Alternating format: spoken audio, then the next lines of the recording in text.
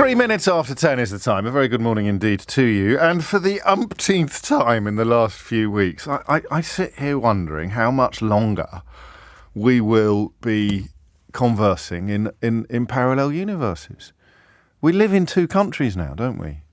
There is the country of observable reality and objective evidence. There is the country where you trust the evidence of your eyes and ears.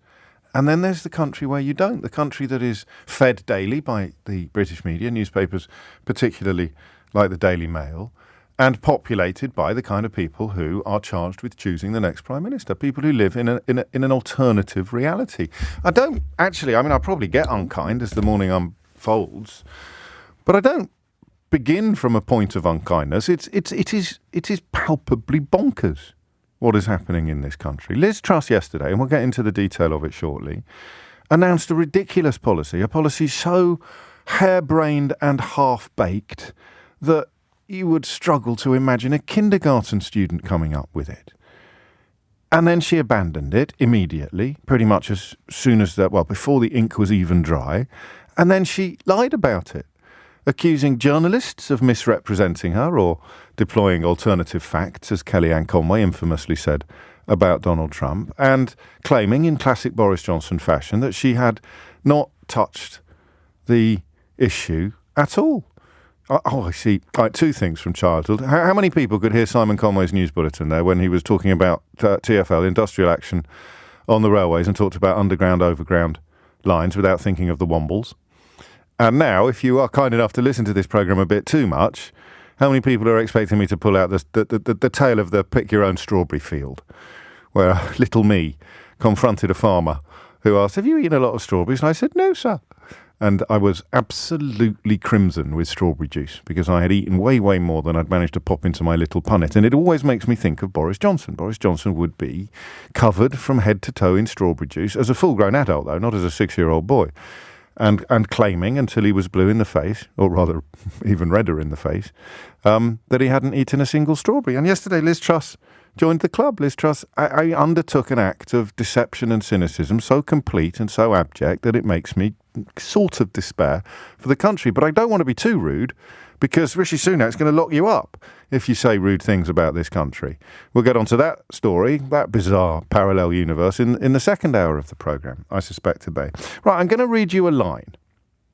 I don't know who your favourite satirists are, on Twitter in particular. If you're not on Twitter, then I suppose you might think of Spitting Image or Private Eye magazine is very good. Would Private Eye magazine have written this in one of its fictional diaries, you know, when they do a fake news report? I'm not sure I will ever have a prouder moment in my career than when one of Private Eye's fake news reports carried the byline "Lunchtime O'Brien" in a story about the Secretary of State for Culture, Media and Sport, Nadine Dorries. You see what I mean about a parallel universe? Was this in Private Eye? Was this the work of the secret Tory on Twitter, who I've just had a sneak preview of their imminent new book, and it is absolutely hilarious? Is this the work of Rosie Holt, another satirist who's rather brilliant on social media and going up to the Edinburgh Festival with an act, with a character that is a sort of cliche conservative grand dam? So do you think that this coming line now is the work of a brilliant satirist, a brilliant political satirist, or lifted verbatim from an editorial in today's Daily Mail? Right, this is a genuine challenge for you. Do you think this line is the work of a brilliant political satirist or lifted verbatim from a full-page editorial in today's Daily Mail? Are you ready? Are you ready for this? Okay. All political careers, Enoch Powell famously said, end in failure. Boris Johnson is a striking exception to that rule. Brilliant political satirist, or first line of a full-page editorial in the best-selling newspaper in Brexit Britain? All political careers, Enoch Powell famously said, end in failure, because who wouldn't appeal to Enoch Powell when looking for words of wisdom and sagacity? All political careers, Enoch Powell famously said, end in failure. Boris Johnson is a striking exception to that rule. A Prime Minister chased out of office by his own party after serving one of the shortest terms in the history of British politics is a striking exception to the rule that all political careers end in failure. I think I'm close to a rhetorical question, given your familiarity with this programme and indeed with your humble presenter. But I'll ask you one final time. Do you think that is the work of a brilliant political satirist? Or do you think that that is the first line of a full-page editorial in the best-selling newspaper in this country, the Daily Mail? Yeah, well done, everybody. That is an actual line written by an actual person who was paid actual money for these actual words in today's actual Daily Mail. All political careers, Enoch Powell famously said, end in failure. Boris Johnson is a striking exception to that rule. Now, the rest of the article goes on to tell you why Liz Truss is going to be a brilliant Prime Minister. This, of course, is the newspaper that carried a cartoon of Theresa May on its front page alongside the headline, "The Steel of the New Iron Lady." It's also the newspaper that told you Boris Johnson was going to be Prime Minister for forever and would do such things, brilliant things, amazing things. What things? I know not what they are, but they shall be the terror of the earth, as King Lear said after he went mad. And that's what I mean today by the parallel universe. I can't do the coma, can I? I mean, how many days? What's the rule on the coma, Keith? How often can we do a topic that is based upon the conceit that I've been in a coma for a few years and I come out of the coma and then you explain to me what on earth has happened? Keith says once a month for the coma quota, we could call it. The coma quota, I wish I could remember this stuff. You sort of stumble accidentally across something that's quite amusing. I wish we could come back to it. I wish we could keep a calendar going. When's the last time we did the coma? What's the coma quota at the moment? Sounds like a culture club song. Coma. No, stop it. The coma quota. I think I did it last week, didn't I? I did it on my first week back from holidays. So we've already used up the coma quota. Although it is a new month. So are we doing calendar months or are we doing it on a foot? No, apparently we're doing calendar month. I can't do it today. Spoil sport. But if we were allowed to do the coma today, if we hadn't filled up, used up the coma quota, I would say to you, what's happened to British politics? Because yesterday, the front runner to be our next Prime Minister announced a ridiculous policy, huge and appalling, and then she disowned it within minutes of it being announced, and then she lied about it. Let's begin at the end, shall we? So we'll start with the blatant, barefaced lie. And here's the thing. Not that long ago, probably as long ago as Brexit, but possibly not that long ago, I thought long and hard about explicitly calling politicians liars on this programme. I thought long and hard. I needed to be, before Boris Johnson became Prime Minister, actually. I mean, we spent a lot of time wondering whether people were being dishonest or ignorant, but yesterday we went all in on it. Yesterday we went all in on the very simple question of whether Jacob Rees-Mogg is a barefaced liar or as thick as mince, because there is no third choice. There is no third option, except, of course, a combination of both, a sort of 48% split, 52% thick as mince, 48% barefaced liar. So Boris Johnson's premiership has blown the doors off my traditional reticence and reluctance to speak in such terms about British politicians. And it didn't need to stay this way. We could now be having a Conservative leadership candidate battle undertaken by candidates who resign when they have an appalling misstep, or who at least admit that they've made a terrible mistake and apologise for it. We could be watching a battle between candidates who don't stare into the barrel of a television camera and tell barefaced lies. But why would they be different? Boris Johnson was eventually caught out, not really by the myriad lies that he'd told, but by the casual approach he took to a colleague known to be a sex pest. I mean, he lied about that as well, obviously, but it wasn't really the lying about it. It was the juxtaposition of circumstance that did for him.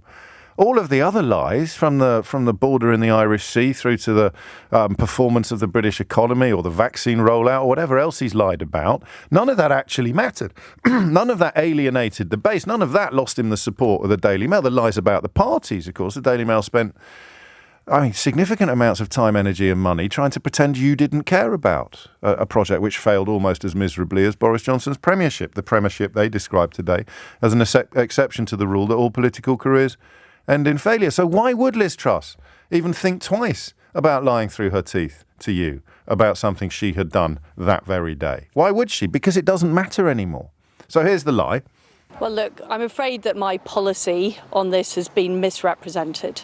I never had any intention of changing the terms and conditions of teachers and nurses. But what I want to be clear about is I will not be going ahead with the regional pay boards. That is no longer my policy. Team Sunak say that this is a catastrophic error of judgment. I'm being absolutely honest. I'm concerned that people were worried, unnecessarily worried about my policies, and therefore I'm being clear that the regional pay boards will not go ahead. So she's not only lying about what happened yesterday, she's lying about her whole life, because it was when she was Chief Secretary to the Treasury under Theresa May that she endorsed this policy, the idea that you could save huge amounts of money by having weighted pay according to regions across the whole of the civil service. If she wasn't talking about regional pay boards designed to cut the pay of doctors, nurses and, everybody else in the public sector working outside London and the South East, then anyone who has the pleasure of talking to her in the coming days would have to say, how were you going to save £8.8 billion? How were you going to save £8.8 billion if it wasn't going to affect all of these people? This isn't an opinion, this is counting. They announced a mooted saving of £8.8 billion, achievable exclusively and only, categorically only, by doing the thing that she just told you to your face, straight down the barrel, that she had no intention of doing whatsoever. And as I've pointed out, it's a policy that's been floating around Tory circles since George Osborne was in the Treasury and has been explicitly and on the record endorsed by Liz Truss herself when she was Chief Secretary to the Treasury. It takes less than 24 hours to undertake the U-turn, threatening to cut the pay of public sector workers outside London in the midst of a cost of living crisis. It was not just bad politics, the Times reports today, but also bad economics. No evidence that it would work, and even the Mayor of Tees Valley, the Conservative Mayor of Tees Valley, said that the plan had left him speechless. She then denied ever threatening to have done it, accusing the media of willfully misrepresenting her policy. Look at the briefing paper. You will see the figure of £8.8 billion, and you will see that policy designed to save that money by having regional pay across the whole of the public sector. This is important. This matters, right? In our universe, in our parallel universe, in our reality, where evidence is important, where facts matter, where the truth has still some value, some currency. The world that we inhabit, you and I, this stuff matters. The world that Liz Truss inhabits, the world that the electorate for our next Prime Minister inhabit, and the world that is both populated and polluted by media organisations like the Daily Mail, none of this matters anymore. None of it matters. She can announce a ridiculous policy that is an insult and an offence to the most valued members of our workforce. She can do it off the back of rhetoric claiming to be committed to levelling up when this policy precisely does the opposite. She can disown it in 10 minutes flat and then pretend she hadn't done the thing that she's just disowned. And you open your newspapers the next day and the Daily Mail is not only telling you that she's going to be a brilliant Prime Minister, but also telling you that Boris Johnson's political career has not ended in failure. This isn't normal, is it? I wondered how long my post-holiday ability to step a little bit back, a little further back from the fray would last. I think it might be permanent now. It has, as Montexter has just said, it's all gone a bit the thick of it. That's not even satire. That is the first line of a full-page editorial in the best-selling newspaper in this country. The claim that Boris Johnson's political career hasn't ended in failure. And the same people, the same power, is now anointing Liz Truss for the Prime Minister's job, despite the fact that yesterday she undertook an error so enormous that you can't quite believe it, disowned it, and then denied that it had ever happened at all. God knows what question I'm going to ask you, but I'm very glad I've got that off my chest. 18 minutes after 10 is the time. I'm not allowed to do the coma quotient, so I'll just do this. Why doesn't it matter to these people? And hopefully, why doesn't it matter to you? 0345 6060973. What has happened to our country to create an environment in which somebody poised to get the keys to Downing Street, can demonstrate again, but let's just focus on yesterday rather than the whole history of Liz Truss's appalling career. She can demonstrate epic incompetence, followed by epic cowardice because she disowns her own incompetence, followed by epic dishonesty, all in a 12-hour window. Epic incompetence, front page incompetence, front page cowardice by disowning it, and then front page dishonesty by denying that any of that stuff had happened.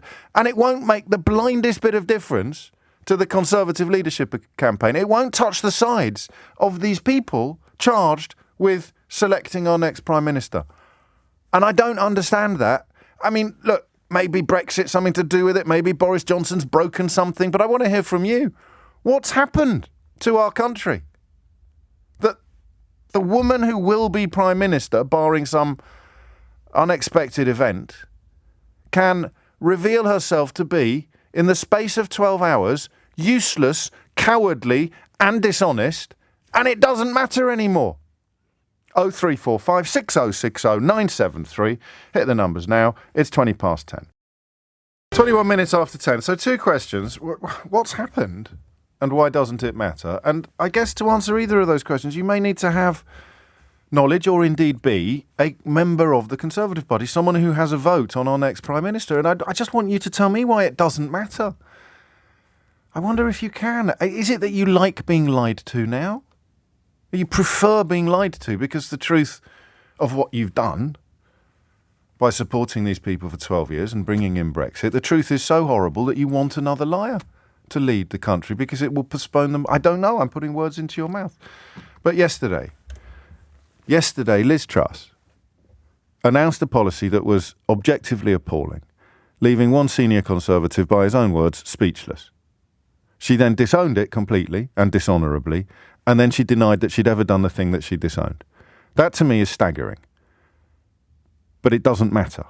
And I still don't know why it doesn't matter. So why doesn't it matter? What has happened? 0345 6060 973. And part of the problem, of course, is that none of that is debatable, and we still live in a country where most of the British media will have a debate about it. They'll say, well, no, I don't think that's what she meant at all. I mean, it is. But how many of these government ministers have spent the last 3 years being sent out by Boris Johnson to argue that the moon is made of cheese? And then, while sitting in the car on the way home, known in the trade as a generic, sitting in the car on the way home from the studios, hearing it announced on the radio that Boris Johnson has just disowned the policy that they've been protecting and promoting in the studio furiously all morning. I don't get it. I don't know what's happened. I don't know how you fix it as well, but it's probably a little bit early to ask that question. Alison's in Crawley. Alison, what would you like to say?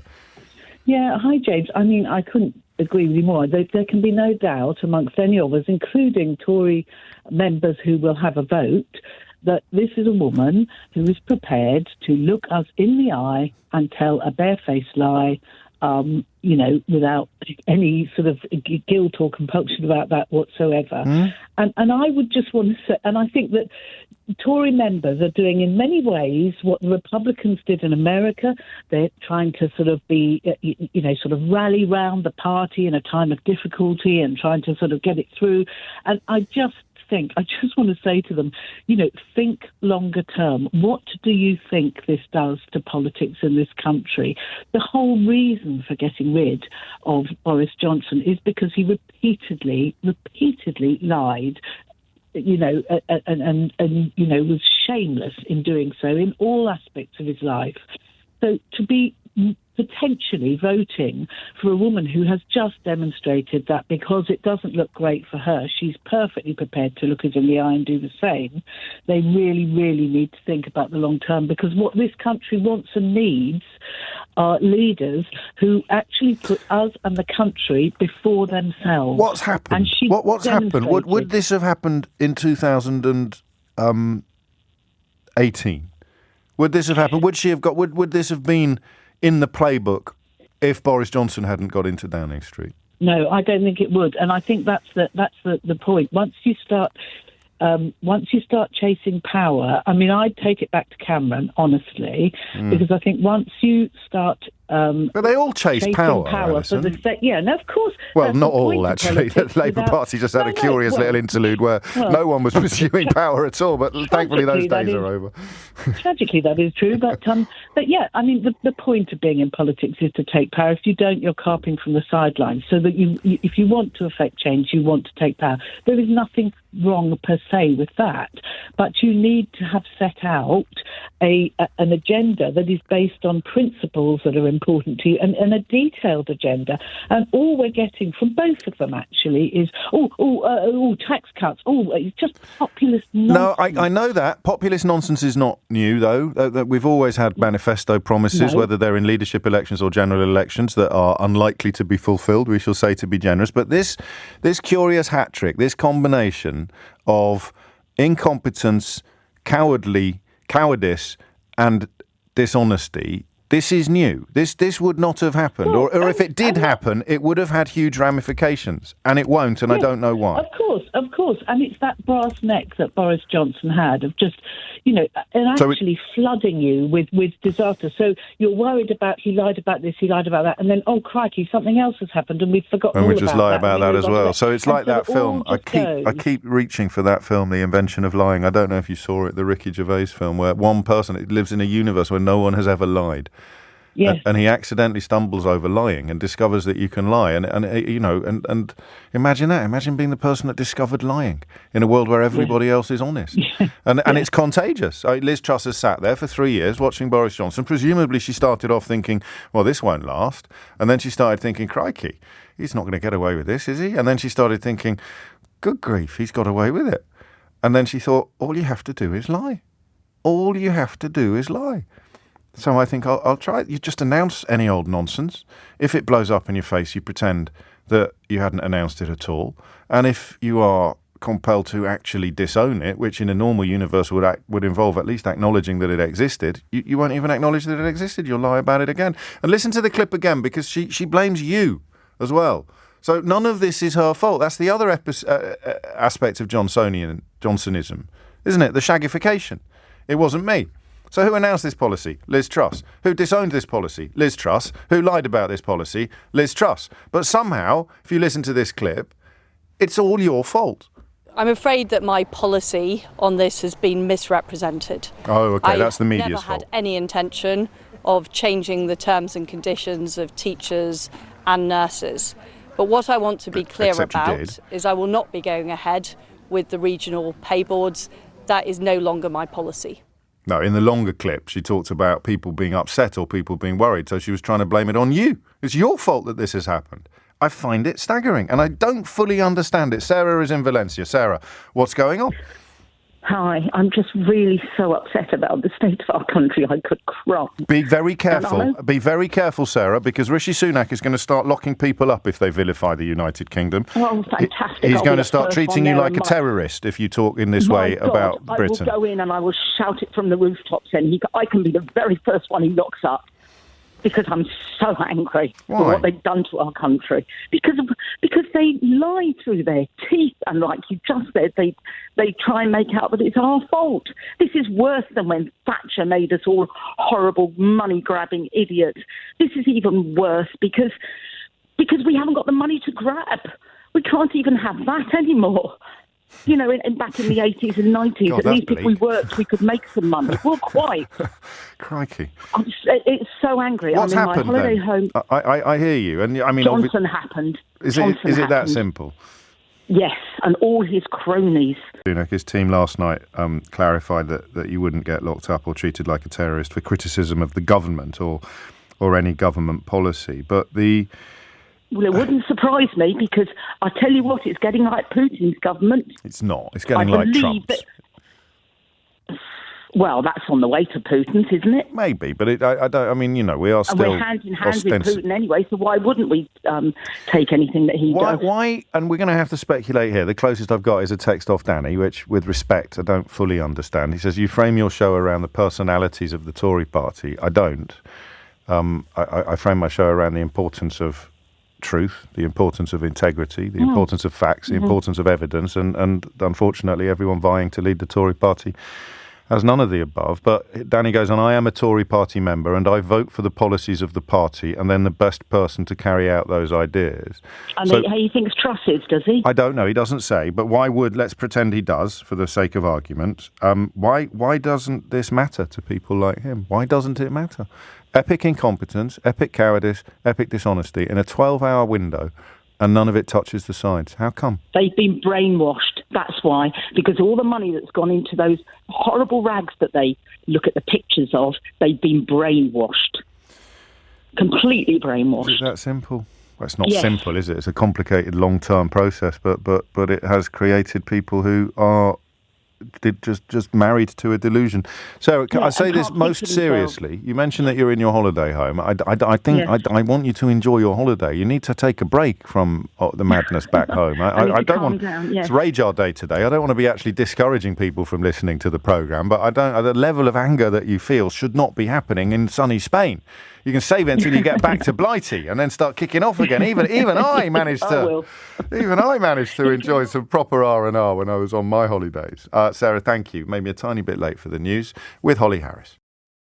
It's 10:35. A lot of love for Sarah in Valencia. I hope she is able to feel it over there in Spain. Not a lot of love for Liz Truss, which obviously is a slightly self-selecting sample.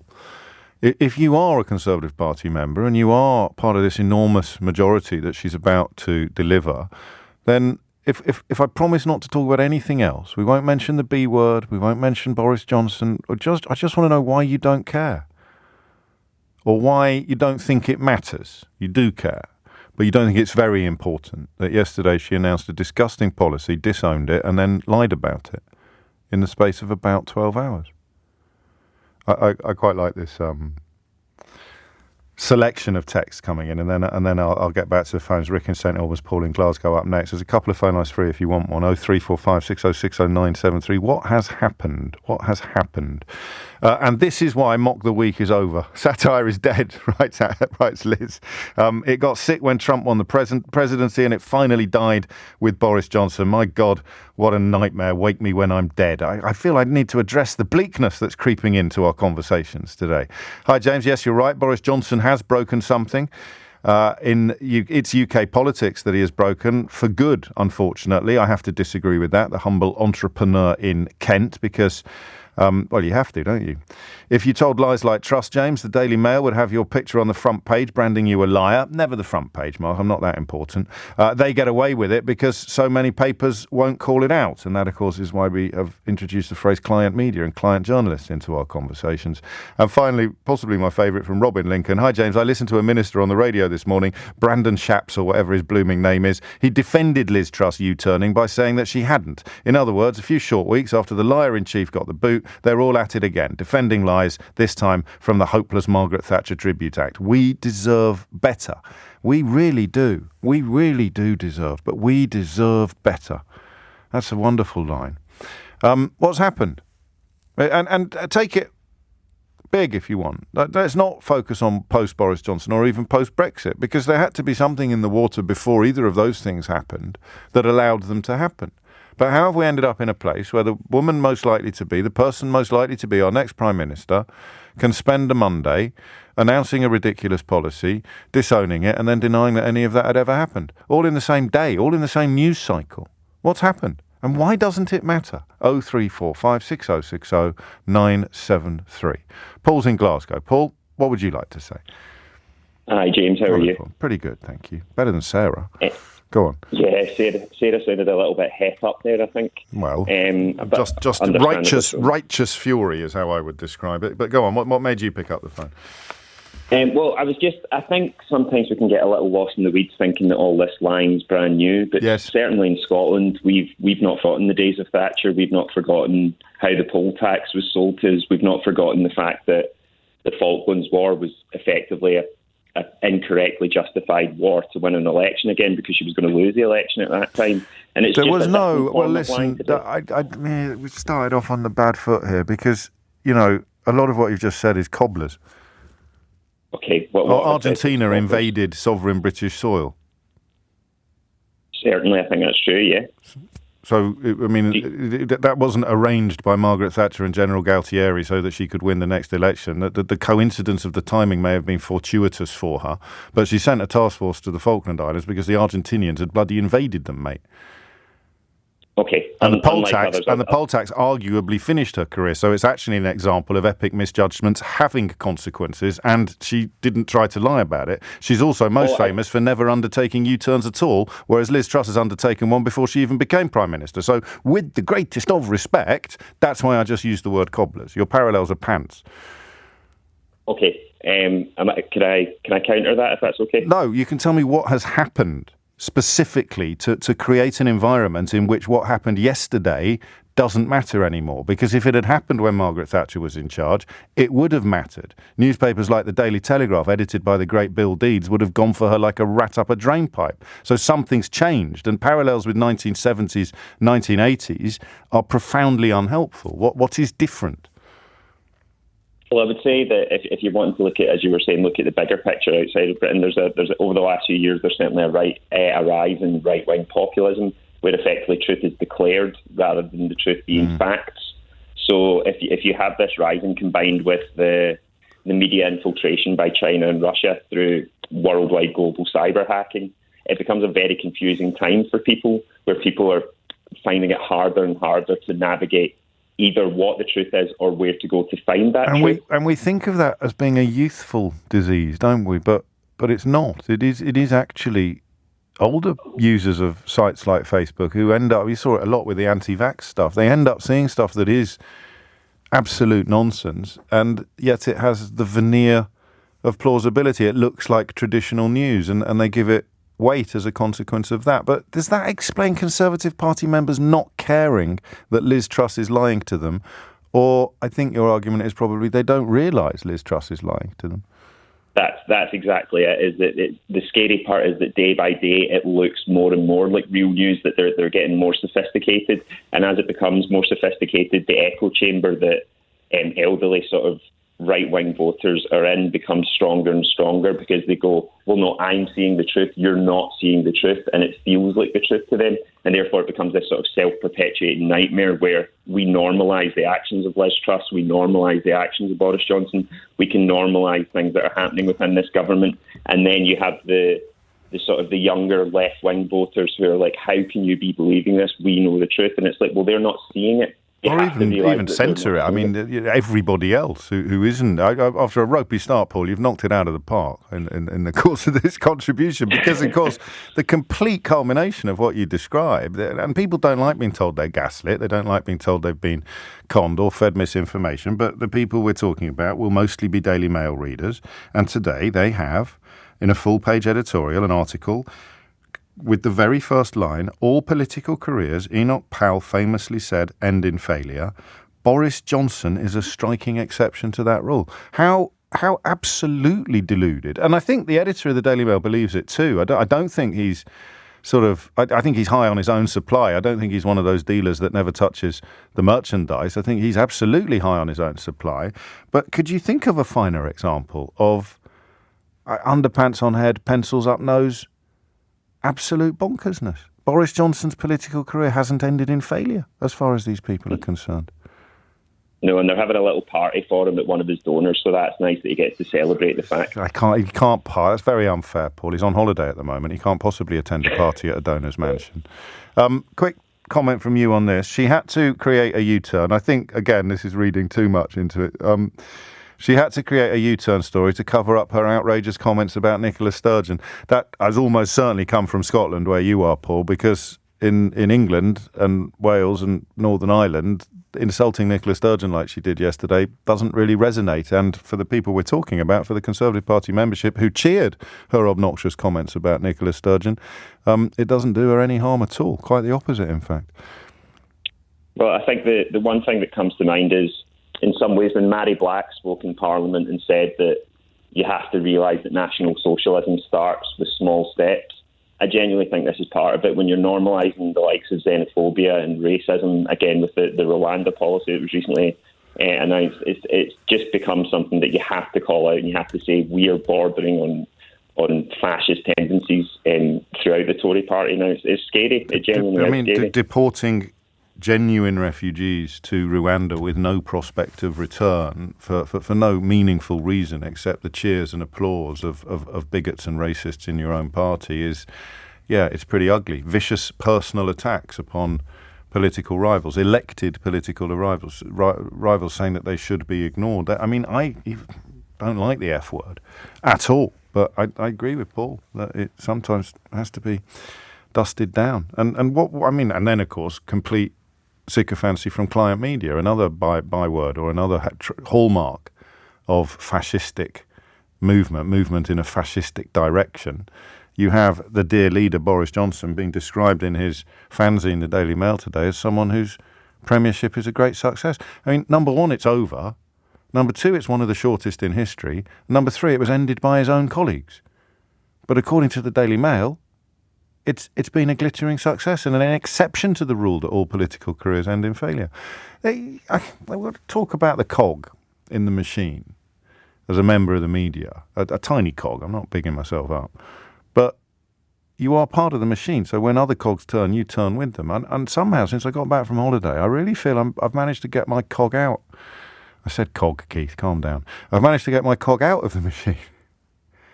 And it is absolutely insane what I can see now. That line in the Mail today has blown my socks off. All political careers, Enoch Powell famously said, end in failure.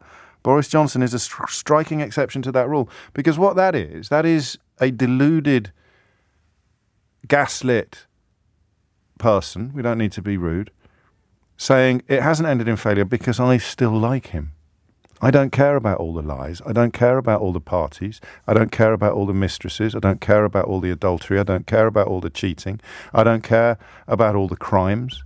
I don't care about all the inadequates he promoted, the sex pests he protected, or the absolute jokes he put in the House of Lords. I don't care about the 200,000 people who died during coronavirus and how many of them would still be alive if we'd had clarity in leadership. I don't care about the missed Cobra meetings. I don't care about the failures on the world stage. I don't care about the partying with KGB spies and not telling the truth about it until by accident several years later. I don't care about him putting the son of a KGB agent, former KGB agent, in the House of Lords. I don't care about the donors. I don't care about the golden wallpaper. I don't care, says the editor of the Daily Mail, about any of those things. I still like him.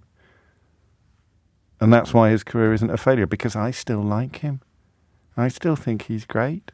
And that's why we support Liz Truss, because we don't care about anything.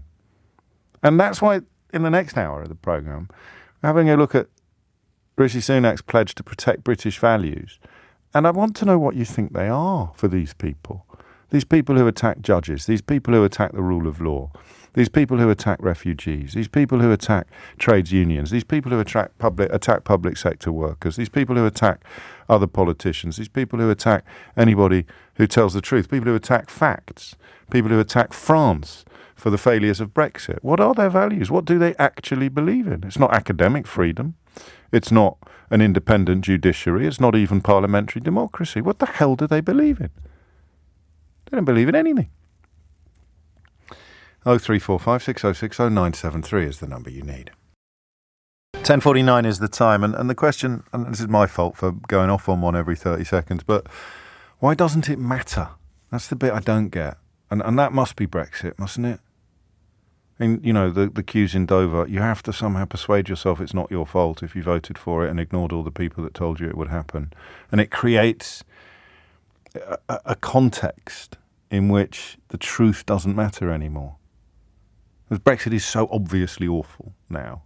In order to pretend that it isn't, you have to surrender any loyalty to reality or truth whatsoever. And that is why politicians like Liz Truss can come along and just talk utter cobblers. Johnson, I think he remains unique in his ability to do it so effectively and so persuasively. But if you're addicted to drugs, if you're addicted to Johnson's lies and you can't get them anymore, you'll take Liz's. You'll take Truss's lies.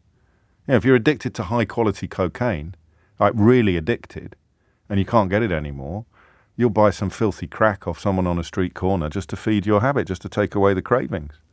So Boris Johnson has got the electorate absolutely addicted to meaningless slogans, bogus exceptionalism, validating xenophobia, all of that. They're absolutely addicted. They are jonesing for a fix. Johnson's gone. So they'll buy Liz Truss's adulterated, inferior, diluted version, and she'll keep serving it up for as long as they keep paying. That's all that's happened here. That's the mystery. Why did they get addicted in the first place? What was the gateway drug that got them addicted to lies, xenophobia, exceptionalism? It's got to be Brexit, hasn't it? And they can't shake it. They can't go into rehab. You can't deprogram someone who's been indoctrinated by a cult until they ask you to, until they want to be indoctrinated. So Liz Truss is here to sell you really dirty drugs after Boris Johnson got you addicted to the really good stuff. And that's the end of my TED Talk. Rick's in St Albans. Rick, what do you reckon? Morning, mate. Hello. I was just thinking that I like your analogy about drugs. I do too, actually. I'm just thinking that one's going to get a few outings before Christmas. Well, I think I've identified the main pusher. Yes. And we're not speaking about these people nearly enough. What we're dealing with is just the puppets on the outside. We need to look at the actual drug pusher. And the person who sort of got away with this, I think, really, is Dominic Cummings.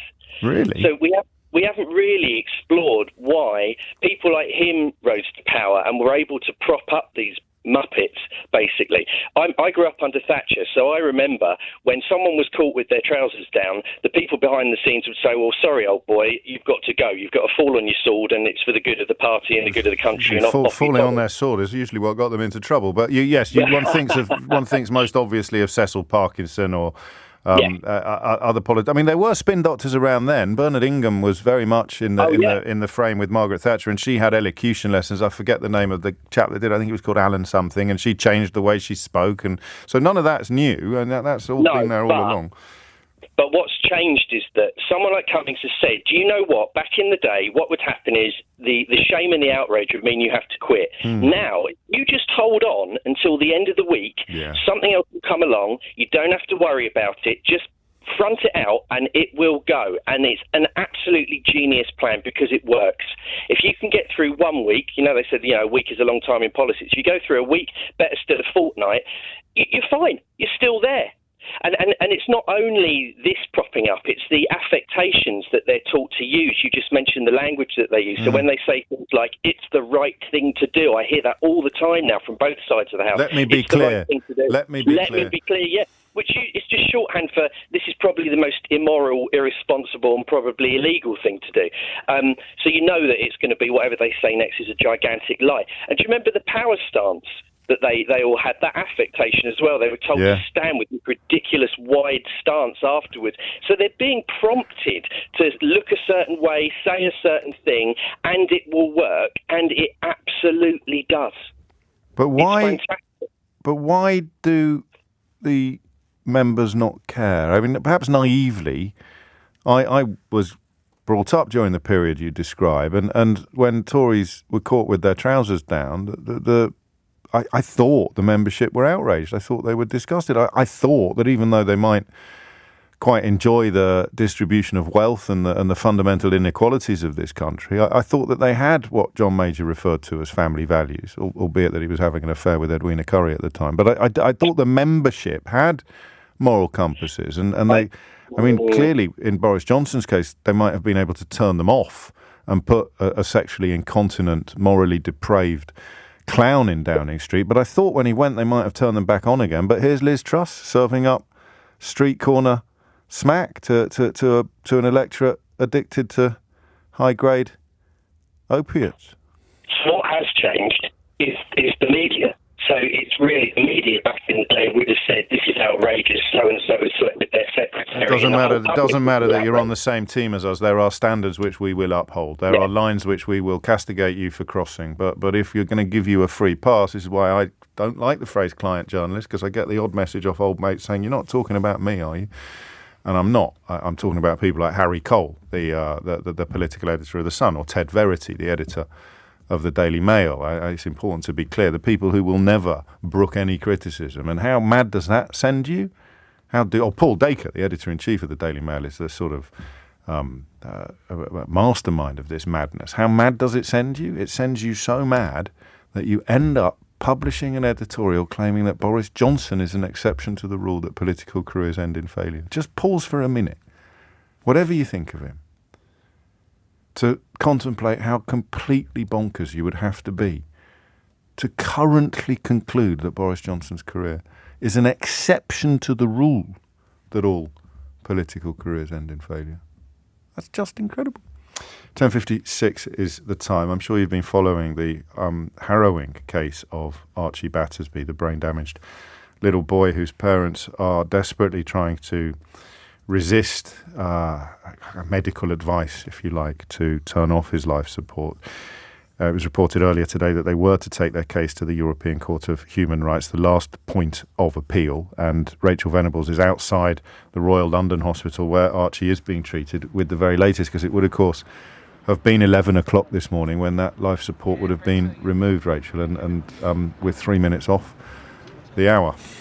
Absolutely. Archie Battersby's parents have managed to submit this last-minute application to the European Court of Human Rights. They want to postpone the withdrawal of his life support, and it really was an 11th hour application. It had to go in, the hospital said, before 9 o'clock this morning, because doctors here at the Royal London in Whitechapel were planning to remove his ventilator, to take away the medication and the fluids that are keeping this 12-year-old alive at 11 o'clock on the dot this morning. The 12-year-old, as I'm sure you know, has been in a coma since he was found unconscious at home back in April in his home in Southend in Essex. Now, tragically, his doctors think he is brainstem dead with no hope of recovery, and this case has been battling its way up and down through UK courts for weeks now, with UK courts agreeing with the doctors time and time again that Archie has sadly no chance of recovery and that it's not in his best interests to keep him on this life-sustaining support any longer. The argument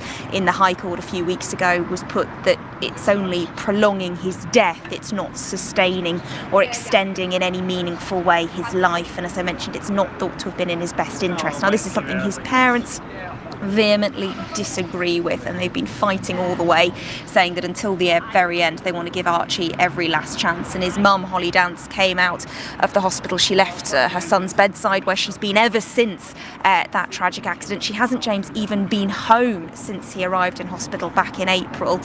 She came out to say that there are options. They still believe he's showing signs of recovery. They want to give him as much time as possible.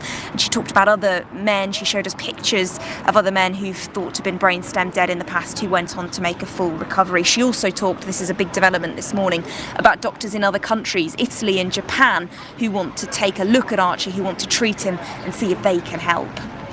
They can offer him this treatment, they've got high success rates, and I personally don't see the harm. If they can offer the slightest bit of hope, God forbid that hope goes wrong, it will move forward with and more advanced in obviously medical advance, you know. It's why not give him that chance?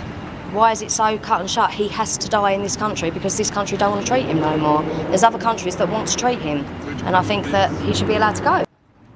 I think two things are plain and very clear about Holly. One is that fighting spirit, that determination to keep going. And the other aspect is just how broken she's been left by all of this. She talked today about how when it's all over, she knows she's going to need serious therapy, but for now she's just keeping on fighting. And we asked her about how she and the family were coping. This is the second time this week that doctors here had put a time effectively on her son's death by telling them when they were going to remove treatment, and at the last minute in both cases they've been able to extend it. I'm running on empty. Yesterday was a very down day for me. People that know me know I won't stay down for long, especially when it comes to fighting for my son's life. So today I'm back up again and I'm fighting. I promised Arch, the same with his dad, that we will fight till the bitter end, and that's exactly what we're going to do. We're going to fight for the right for my son to live. Well, the hospitals say their deepest sympathies are with the family. The Royal London is run by Abbot's NHS Trust. They also say they will make no changes to treatment until the courts have made a decision. So for now, we wait. The family up in that hospital room are waiting for any news from the European Court of Human Rights. Hard to know what to say, Rachel. Do we have any notion of time scale on how long it will take for the European Court of Human Rights to issue a judgment on this? No, we really don't know. The case now really, it's up to the European Court of Human Rights to decide whether or not they want to take the case, and we're all here struggling to understand. Holly said she didn't know. It could be a matter of hours, they'll know the urgency. It could be days or weeks. Rachel Venables, live from the London hospital, where, as you heard, Archie Battersby's family continue their desperate battle to find some sort of treatment, some sort of solution to his plight, despite the medical advice in this country and indeed the legal judgment in this country being that life support should be removed. Do you know, just allow me one moment here on a personal level. I can't believe I used to do phone-ins about stuff like that. You know, I don't know what's changed in me, and we did do phone-ins about stuff like that. It's just so heartbreaking. There's no rights and wrongs in this. Every parent on the planet would fight, you know, take a bullet for them. I remember when one of my best mates adopted their first child, and he just texted me and said, "It's incredible, isn't it? It's just like within hours of my godson arriving in their family, he just said, you'd throw yourself in front of a bus for them, wouldn't you?" And you're like, "Yeah, of course I would. Of course you would." I can't believe I used to do phone-ins about it. There's no rights and wrongs here. You listen to that mum, you listen to Holly, and even frame the beginning of a thought that you're going to start saying, "Well, she shouldn't be doing that." It's mad. Sorry, that's a slightly odd intervention, but I just found myself thinking that while listening to Rachel's characteristically excellent report. The time now is 2 minutes after 11. 6 minutes after 11 is the time. Okay, so we've done an hour on Truss. I don't know. We'll probably move on, but don't go to the shops yet if you're waiting to talk to me about that. Because I want to talk about Sunak next. The announcement from the other leadership contender yesterday, who is lagging behind Liz Truss on a really huge scale. The Foreign Secretary has extended her lead over Rishi Sunak by 34 points. His announcement yesterday is in many ways stranger than Liz Truss's. Liz Truss's was just awful, and then she disowned it, and then she lied about it, as we've established. But Rishi Sunak's big thing yesterday appears in the Telegraph today under the headline, "Hatred of Britain will be treated as extremist under Sunak plans." Now, I'm a great believer in free speech. I think it would be wrong for people who talk about Londonistan or claim that Britain has been overrun by dark-skinned people, or any of those characters who apparently hate Britain, any sort of far-right characters who claim that their country has gone to the dogs, or that having a Muslim mayor is some sort of disaster. I don't know that they should actually be locked up. But equally, I'm pretty confident they're not the people that Rishi Sunak is talking about. So who is he talking about? Let's try and work it out. I'll read you the Telegraph story. People who vilify Britain will be treated as extremists and referred to the government's de-radicalisation prevent scheme under plans by Rishi Sunak. The Tory leadership contender said last night that he planned to widen the definition of extremism to include those with an extreme hatred of Britain. They could then be placed on prevent. However, the move could provoke a backlash because it risks law-abiding citizens who may be critical of Britain but do not have extremist tendencies. So the Chancellor's camp moved last night to claim that it wouldn't involve any criticism of the government or any government policy. I want to know what you think it means, because I haven't got a clue. There's talk of British values, so we'll probably have a look at what they are supposed to be. But let me give you some more. There is no more important duty for a Prime Minister than keeping our country and our people safe. Whether redoubling our efforts to tackle Islamist extremism or rooting out those who are vocal in their hatred of our country, I will do whatever it takes to fulfil that duty. Britain is a beacon of freedom, tolerance and diversity. I mean, Liz Truss's stuff was bonkers enough, wasn't it? But this is a fella saying, yeah, I'm going to treat you like a terrorist if you say mean things about the country. And in the same breath saying Britain is a beacon of freedom, tolerance and diversity. They're deporting people to Rwanda for the crime of being desperate and dispossessed and stateless. But Britain is a beacon of, or rather they're trying to, because the European Court of Human Rights has kicked that one back into the long grass for Priti Patel as well. Britain is a beacon of freedom, tolerance and diversity. We must never let those who seek to undermine and destroy our way of life to succeed. Well, I can agree with the last bit.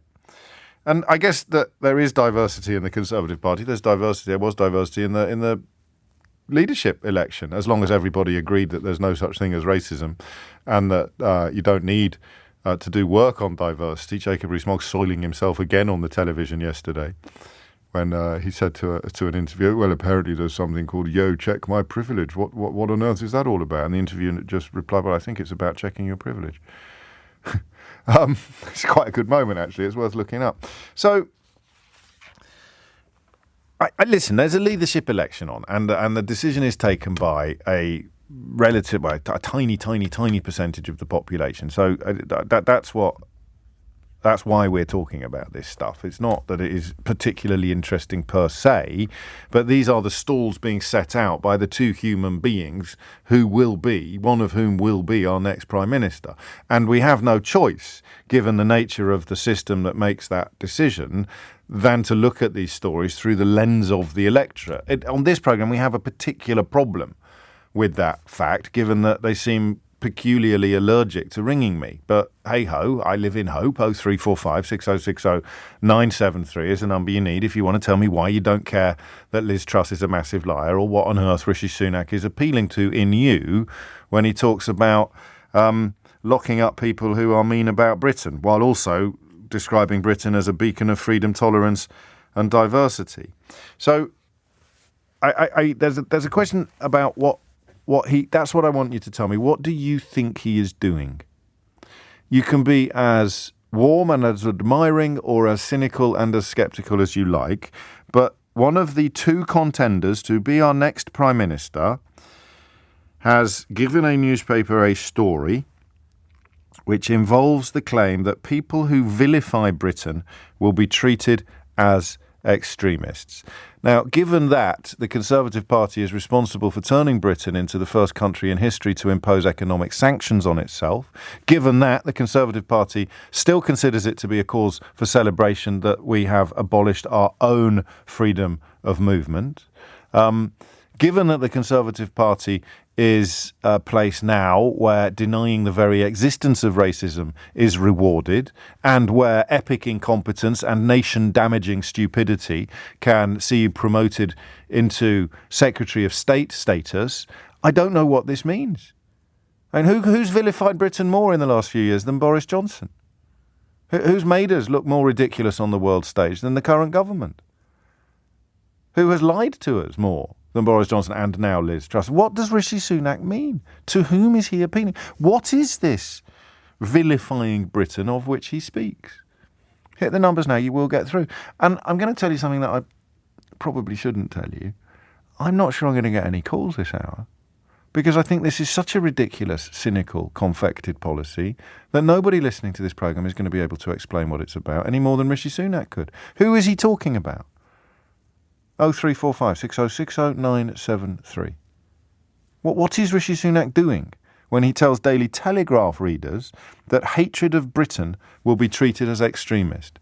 Because nobody seems to hate Britain more than the far right in this country, than the white supremacist strand of British politics. They absolutely hate it. The kind of people that used to ring me to tell me they were voting Brexit because there were so many brown faces behind the tills in their local Tesco. Who's he talking about? What does hatred of Britain look like in the context of Rishi Sunak's strange dreams? Hit the numbers now, you will get through. 0345 6060 973. To whom, what is the appeal of this policy? I don't quite get it. Should I be worried?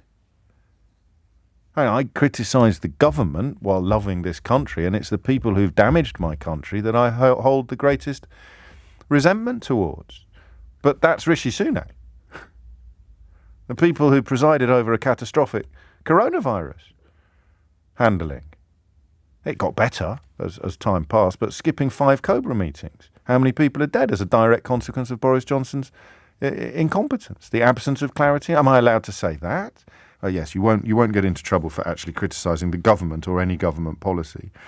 So what will I get into trouble for? What is he talking about? 0345 606 0973. Is this a scary or a stupid policy, or possibly a little bit of both? I don't know. All I do know is that Rishi Sunak thinks that Daily Telegraph readers, therefore Conservative Party members, will lap this up. However, sources in the Sunak camp said he believed extremists did not just want to attack the UK's values, but also the country's very existence. So let's do this as well. We've had some fun with Liz Truss in the first hour. What do you think British values are in the mind of Rishi Sunak and his supporters? And I mean that most sincerely, because I don't know anymore. I would once have said family values, but he was Chancellor under Boris Johnson, who has the morals and the sexual behaviours of an alley cat. So it's not family values. Boris Johnson went to court to try to stop us finding out about the existence of one of his own children. That ain't family values. He's already on his third wife. God knows how many mistresses he's had over the years. Rishi Sunak was his Chancellor of the Exchequer. So I don't know what these values are. It's not the rule of law, because they boast about being prepared to break the rule of law. It's not an independent judiciary, because they nod along with the Daily Mail's attack upon judges under headlines like enemies of the people. I genuinely want you to tell me what you think Rishi Sunak thinks British values are. 0345 606 0973. Because I think it's one of those things that is skin deep. I think it's just sort of people wearing red trousers and marching around in gilets. They talk about British values in the same way that they talk about political correctness. And the minute you ask them what it means, they haven't actually got a clue. Because everything they come up with, I'm pretty confident, and do take this as a challenge, 0345 606 0973, I'm pretty confident that every time you tell me what you think a British value is, I can prove to you that the current iteration of the Conservative Party is actually opposed to it. So what on earth is he talking about? It's 11:16. 18 minutes after 11. So Liz Truss's intervention yesterday involved a ridiculous policy that was swiftly disowned and then lied about. Rishi Sunak, meanwhile, is announcing that hatred of Britain will be treated as extremist under his glorious rule, and that British values will be protected. And I genuinely, I'm not thick, all right? I don't know what that means. What does it mean? Eric is in Liverpool to tell us. Eric, what do you reckon? Hi, James. Hello, it's the old Nazi ideal, I think, of my country, right or wrong. It's a very, very dangerous idea, because it's almost like a kind of flexible kosh in which we can get it to catch all, because nobody knows what values are, British values. Yeah, we do. We used to know. It used to be involved, being devoted to your family, not cheating on your partner or your spouse, or believing in the rule of law, believing in decency and equality and integrity, weren't they? And I know they're not unique to Britain. There's loads of other countries that have those values as well. Yeah. But that we used to believe in telling the truth. Telling the truth was important. Start with that. There's a basic British value. Telling the truth is important. Always tell the truth. There's something wrong with your phone line, mate. It's not your fault, but and we will get you back if we can fix it. But it's not. It's suboptimal. Phil's in Crowle in Lincolnshire. Phil, what's he talking about? What is he aiming for? I think he's aiming for you. Bring it. I sort of made me think. It's almost as could it possibly be a way of silencing criticism of the way the country But criticism is. of what? What sort of criticism is he talking about? What does vilifying Britain look like? Because I would have thought that calling London Londonistan would be vilifying Britain, or claiming that the country's gone to the... I mean, Farage never stops vilifying Britain. Are they going to lock him up? Because if they are, I might vote Sunak. Yeah, well, the whole thing... I mean, perhaps he doesn't like people criticising Brexit. Brexit is Britain. Britain is Brexit. Let's all sing and dance and be happy about it. I can tick that off the list. Well, I mean, you can't start criminalising people for telling the truth, can you, Phil? I mean... No, but you can start silencing people who are pointing out untruths that are uncomfortable. And this isn't a criticism, because I did say this was going to happen. You don't know either, do you, really? what he's talking about. I don't think anybody really does. That's what I mean. Which leads us into the question of who is he trying to appeal to? He's trying to appeal to people who, if you shout British values, they shout yay, but whatever you flipping well do not ask them what that phrase means. That's all it is. That's what he's doing. No, but he's in the middle of this campaign and he has to say something. Otherwise, he's going to stand there looking rather vacuous. So, let's. What can we say next? Oh, look at me. Don't look over there. Don't look at her. I'm saying this. Yeah. But none of us can quite understand what he's saying. But that's it. And it may well be that. I mean, my fears have been disproved. The phones are ringing off the hook. But I don't think anyone is going to be able to. I think we can all grope around in the dark, as it were. But I say British values, you say yay, and then I say what are they? And you mention things that this Conservative Party rides roughshod over on an almost daily basis. Eric is in Liverpool. Back to Eric. Briefly, Eric, I mean, no one's going to get into trouble for not knowing, but who should be worried today by Rishi Sunak's announcement that hatred of Britain will be treated as extremist? Right. People like myself that aren't misogynists, that aren't racists, that don't believe everything my government tells me is a God's honest truth. Again, that's not likely to be true, is it? Really? Because I mean, it wouldn't get through, wouldn't see the light of day. No one in Parliament's going to vote for. For which? Or are they? I don't know. All right, who's it designed to appeal to? Well, it's designed to appeal to people who are basically very, very right-wing and that they totally agree with the government. But if I say to them, what are British values, what do they say back to me? They'll probably say something like, the empire or something. Right. Well, they're going into the past. They always dig into the past, these people, the golden age that never really existed. Like Dixon of Dock Green was only a fictional character. Archie Jakes, they're not going to start locking up people for telling the truth about the empire, are they? I mean, but that's it, isn't it? I'm being silly. This isn't actually about policies or legislation. This is about appealing to a very specific electorate, and that electorate don't want to think about it too deeply, and they certainly don't want you to go into any detail. But he's trying to feed them the idea that saying mean things about British history, in this case imperial history, is something that we're simply not going to stand for it anymore. I think you go to the top of the class, Eric, actually. I think there's probably... No, I think there might be something in that. I'm thinking of it as an actual workable policy. Of course it's not. It's an electoral ploy. Who are the people to whom this is designed to appeal? People who... I don't think you should be... I don't think the National Trust should be doing stuff about slavery at all. That's vilifying Brit. That's it. Well done, Eric. I feel a bit embarrassed I didn't spot that myself. Tony's in Canning Town. Tony, what's going on here? I agree with Eric, and I'll join at the top of the class as well because I'll be the judge of that, mate. The people he's appealing to are the people who who live in the past.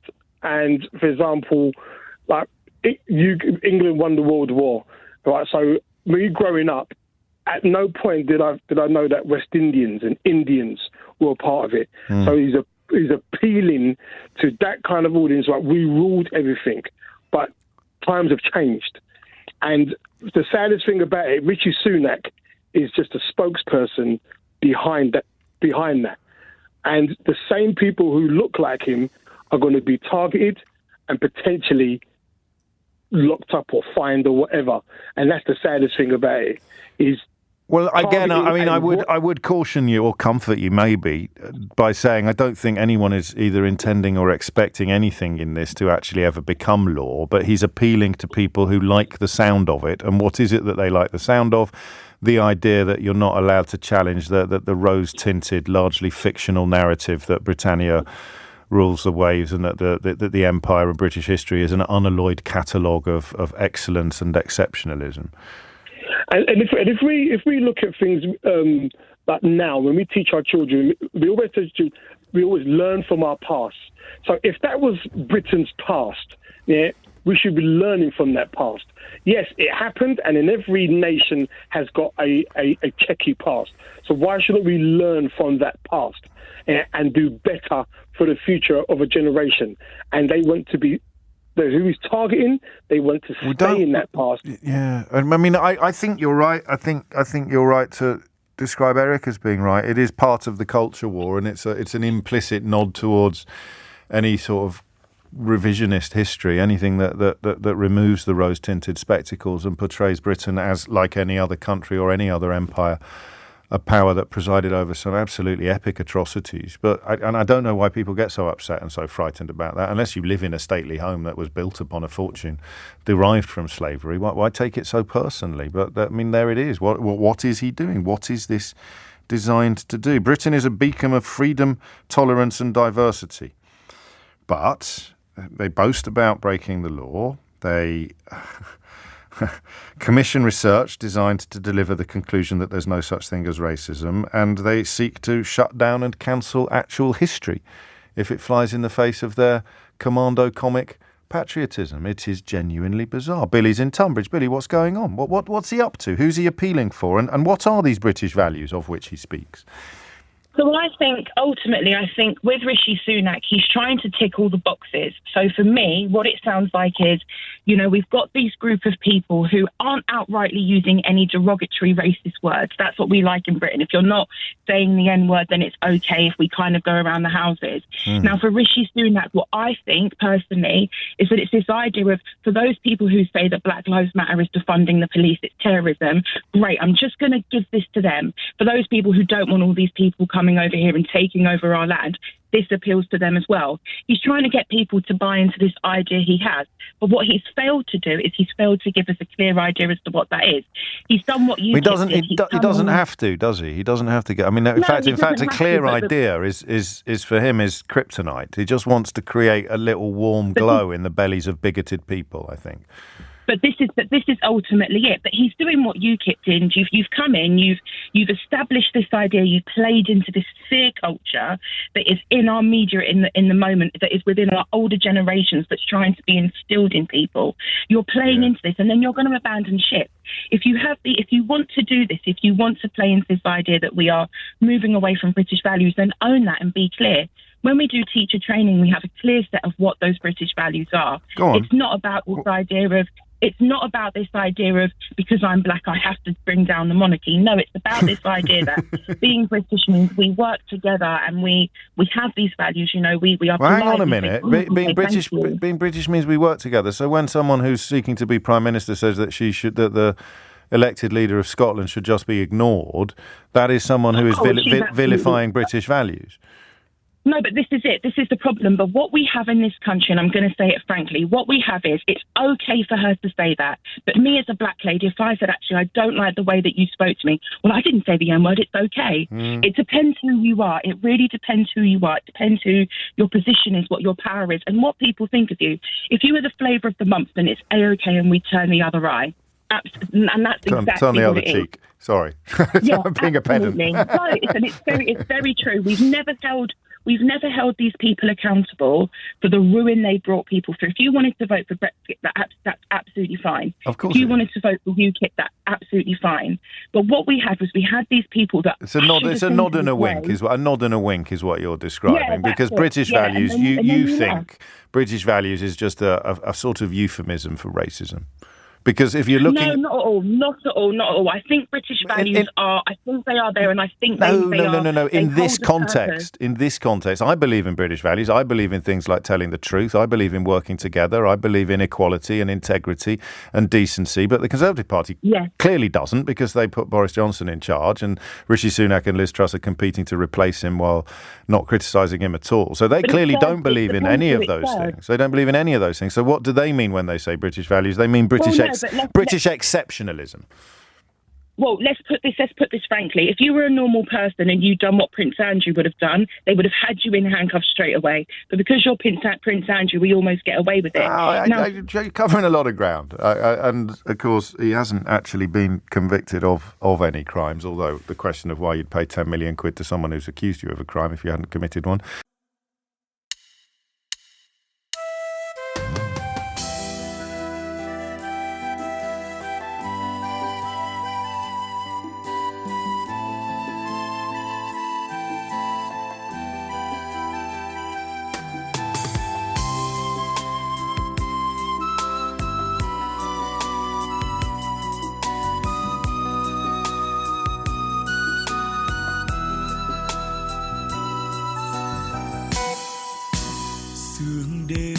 vọng trăng mùa hoa tuyết nở